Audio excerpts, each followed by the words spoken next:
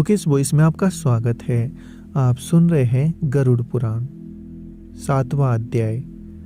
पुत्र की महिमा, दूसरे के द्वारा दिए गए पिंडदान आदि से प्रेत तत्व से मुक्ति, इसके प्रतिपादन में राजा बबरू वाहन तथा प्रेत की कथा।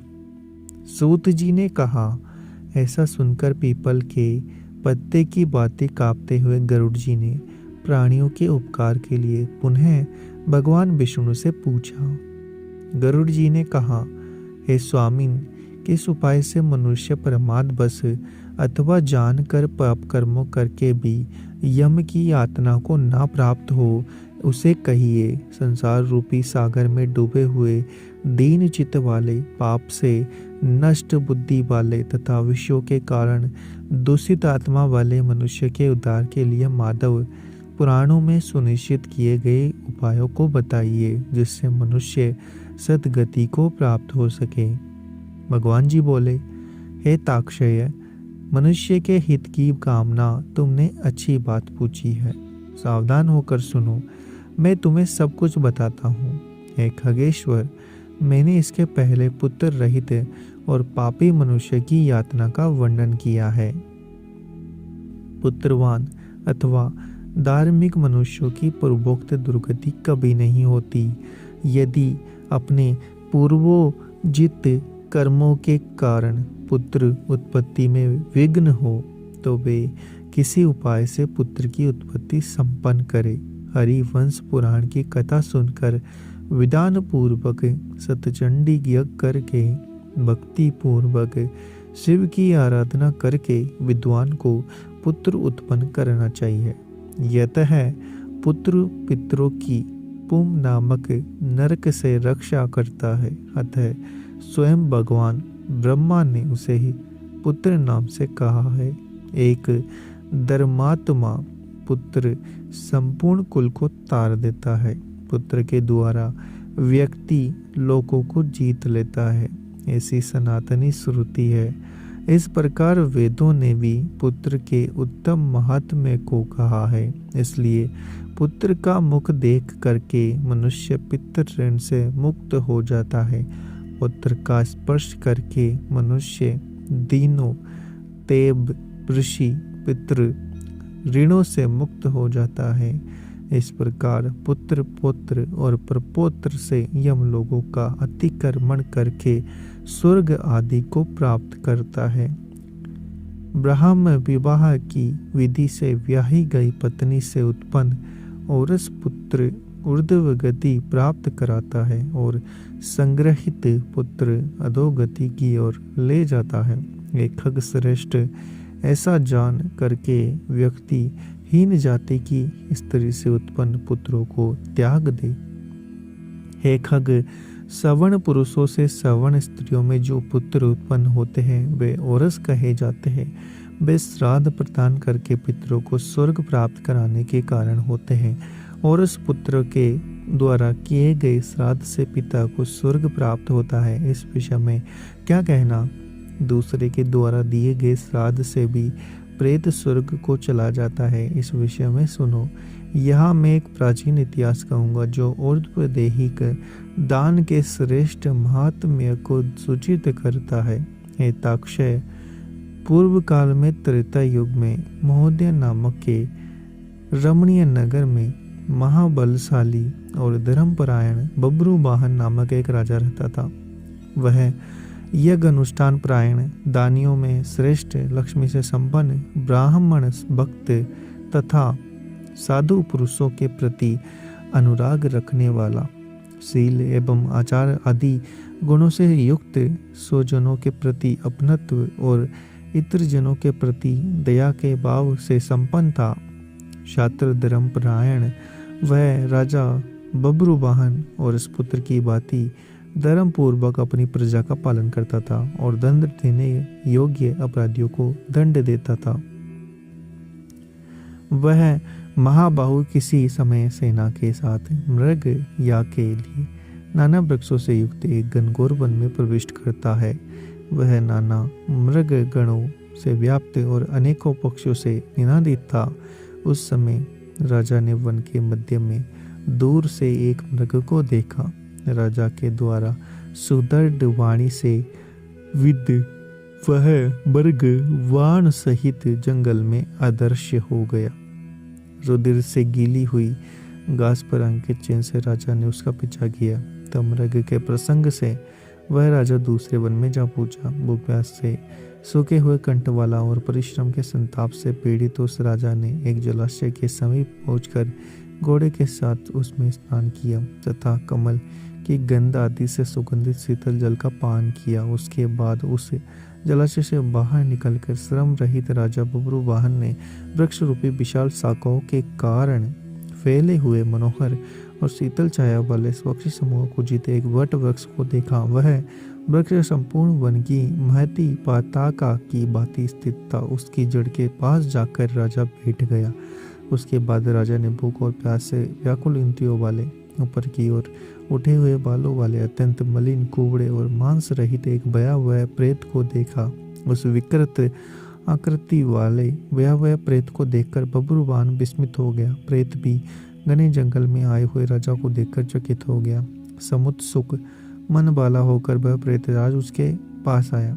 एताक्षय तब उस प्रेतराज ने राजा से कहा, हे महाभाव, आपके संबंध से मैंने प्रेतभाव का त्याग कर दिया है, अर्थात मेरा प्रेतभाव छूट गया है और मैं परम शांति को प्राप्त हो गया हूँ तथा धन्यतर हो गया हूँ। राजा ने कहा, हे कृष्ण वन वाले तथा वह रूप वाले प्रेत, किस कर्म के प्रभाव से देखने में डरावने लगने वाले और बहुत ही अमंगलकारी इस प्रेत तत्व स्वरूप को तुमने प्राप्त किया है। हे तात, अपने प्रेत तत्व की प्राप्ति का सारा कारण बताओ। तुम कौन हो और किस दान से तुम्हारा प्रेत तत्व नष्ट होगा। प्रेत ने कहा, हे श्रेष्ठ राजन, मैं आरंभ से आपको सब कुछ बताता हूँ। प्रेत तत्व का कारण सुनकर आप कृपया उससे दूर करने की दया कीजिए। वेदिस नाम का एक नगर था जो सभी प्रकार की संपत्तियों से समृद्ध और नाना जनपदों से व्याप्त अनेक प्रकार के रत्नों से परिपूर्ण धनिकों के भवनों तथा देव एवं राजप्रसादों से सुशोभित और अनेक प्रकार के धर्म अनुष्ठानों से युक्त था। हे तात, मैं वहाँ रहता हुआ निरंतर देव पूजा किया करता था।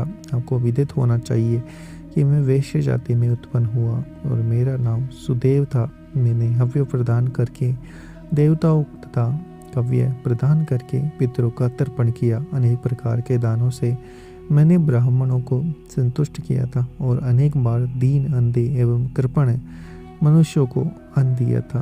किंतु हे राजन, मेरा यह सारा सत्कर्म मेरे दुर्देव से निष्फल हो गया। जिस प्रकार मेरा सुकृत निष्फल हुआ वह मैं आपको बताता हूँ। मुझे कोई संतान नहीं है, मेरा कोई सूर्योदय नहीं है, कोई बांधव नहीं है और ना ऐसा कोई मित्र ही है जो मेरी ऊर्ध्वदेहिक क्रिया करता है। महाराज, मृत्यु के अनंतर जिस व्यक्ति के उद्देश्य से 16 मासिक श्राद्ध नहीं दिए जाते, सैकड़ों श्राद्ध करने पर भी उसका प्रेतत्व सुस्थिर ही रहता है, अर्थात दूर नहीं होता है। महाराज, आप मेरा ऊर्ध्वदेहिक कृत्य करके मेरा उद्धार कीजिए, क्योंकि इस लोक में राजा सभी वर्णों का बंधु कहा जाता है। इसलिए हे राजेंद्र, आज मेरा उद्धार कीजिए। मैं आपको मणि रत्न देता हूँ। हे वीर, यदि आप मेरा हित चाहते हैं तो जैसे मेरी सद्गति हो सके, मेरी प्रेत योनि से जैसे मुक्ति हो सके, वैसा आप करें। भूख प्यास आदि दुखों के कारण वह प्रेत योनि मेरे लिए दुस्सह हो गई है। इस वन में सुंदर स्वाद वाले शीतल जल और फल विद्वान है, फिर भी मैं भूख और प्यास से पीड़ित हूँ। मुझे जल और फल की प्राप्ति नहीं हो पाती है। राजन, यदि मेरे उद्देश्य से यथाविधि नारायण बलि की जाए, उसके बाद वेद मंत्रों के द्वारा मेरी सभी ऊर्ध्वदेहिक क्रिया संपन्न की जाए, तो निश्चय ही मेरा प्रेतत्व नष्ट हो जाएगा। इसमें संशय नहीं है। मैंने सुन रखा है कि वेद के मंत्र, तप, दान और सभी प्राणियों में दया, सत्य शास्त्रों का श्रवण, भगवान विष्णु की पूजा और सज्जनों की संगति, ये सब प्रेत योनि के लिए विनाश के लिए होते हैं। इसलिए मैं आपको प्रेतत्व को नष्ट करने वाली विष्णु पूजा को कहूँगा। हे राजन, न्यायोपार्जित 2 स्वर्ण 32 मासा बाहर का सोना लेकर उससे नारायण की एक प्रतिमा बनवाए, जिसे विविध पवित्र जलों से स्नान कराकर 2 पीले वस्त्रों से वेष्टित करके सभी अलंकारों से विभूषित कर अधिवासित करे। तदंतर उसका पूजन करे। उस प्रतिमा के पूर्व भाग में श्रीधर, दक्षिण में मधुसूदन, पश्चिम में वामन और उत्तर में गदाधर, मध्य में पितामह ब्रह्मा तथा महादेव शिव की स्थापना करके गंध पुष्प आदि द्रव्यों के द्वारा विधि विधान से पृथक पृथक पूजन करे। उसके पश्चात प्रदक्षिणा करके अग्नि में हवन करके देवताओं को तृप्त करके घृत, दधि तथा दूध से विश्व देवों को तृप्त करे। तदंतर समाहित चित्त वाला यजमान स्नान करके नारायण के आगे विनीतात्मा होकर विधि पूर्वक मन में संकल्पित और दैहिक क्रिया का आरंभ करे। इसके बाद क्रोध और लोभ से रहित होकर शास्त्र विधि से सभी स्रोतों को करे और वृषोत्तर्ष करे। तदंतर ब्राह्मणों को 13 पद दान करे। फिर शैया दान देकर प्रेत के लिए घट का दान करे। राजा ने कहा, हे प्रेत, किस विधान से प्रेत घट का निर्माण करना चाहिए और किस विधान से उसका दान करना चाहिए? सभी प्राणियों के ऊपर अनुकंपा करके हेतु से प्रेतों की मुक्ति दिलाने वाले प्रेत घट दान के विषय में बताओ। प्रेत ने कहा, हे महाराज, आपने ठीक पूछा है। जिस सुदृढ़ दान से प्रेतत्व नहीं होता उसे मैं कहता हूँ। आप ध्यान से सुने। प्रेत घट का दान सभी प्रकार के अमंगलों का विनाश करने वाला, सभी लोकों में दुर्लभ और दुर्गति को नष्ट करने वाला है। ब्रह्मा, शिव, विष्णु सहित लोकपालों से युक्त तपाए हुए सोने का एक घट बनाकर उसे दूध, घी आदि से पूरा भरकर भक्ति पूर्ण प्रणाम करके ब्राह्मण को दान करे। इसके अतिरिक्त तुम्हें अन्य सैकड़ों दानों की देने की क्या ही आवश्यकता है? राजन, इस घट के मध्य में ब्रह्मा, विष्णु तथा कल्याण करने वाले अविनाशी शंकर की स्थापना करे एवं घट के कंठ में पूर्व आदि दिशाओं में क्रमशः लोकपालों का आह्वान करे। उनकी धूप, पुष्प, चंदन आदि से विधिवत पूजा करके दूध और घी के साथ उस हिरण्यमय घाट का ब्राह्मण को दान करना चाहिए। हे राजन, प्रेत तत्व की निवृत्ति के लिए सभी दानों में श्रेष्ठ और महापातकों का नाश करने वाले इस दान को श्रद्धा पूर्वक करना चाहिए। श्री भगवान ने कहा, हे कश्यप पुत्र गरुड़, प्रेत के साथ इस प्रकार बातचीत हो ही रही थी कि उसी समय हाथी, घोड़े आदि से व्याप्त राजा की सेना पीछे से वहां आ गई और सेना के आने के बाद राजा को महामणि देकर उन्हें प्रणाम करके पुनः अपने उद्धार के लिए ऊर्ध्वदेही क्रिया करने की प्रार्थना करके वह प्रेत अदृश्य हो गया। हे पक्षिन, तदंतर उस वन से निकलकर राजा भी अपने नगर को चला गया और अपने नगर में पहुंचकर प्रेत के द्वारा बताए हुए वचनों के अनुसार उसने विधि विधान से ऊर्ध्वदेही क्रिया का अनुष्ठान किया। उसके पुण्य प्रदान से मुक्त होकर प्रेत स्वर्ग को चला गया। जब दूसरे के द्वारा दिए हुए श्राद्ध से प्रेत की सद्गति हो गई तो फिर पुत्र के द्वारा प्रदत्त श्राद्ध से पिता की सद्गति हो जाए, इसमें क्या आश्चर्य है? इस पुण्यप्रद इतिहास को जो सुनता है और जो सुनाता है वे दोनों पापाचार से मुक्त होने पर प्रेतत्व को प्राप्त नहीं होते। इस प्रकार गरुड़ पुराण के अंतर्गत सारोद्धार में बब्रू वाहन प्रेत संस्कार नामक 7वां अध्याय पूरा हुआ।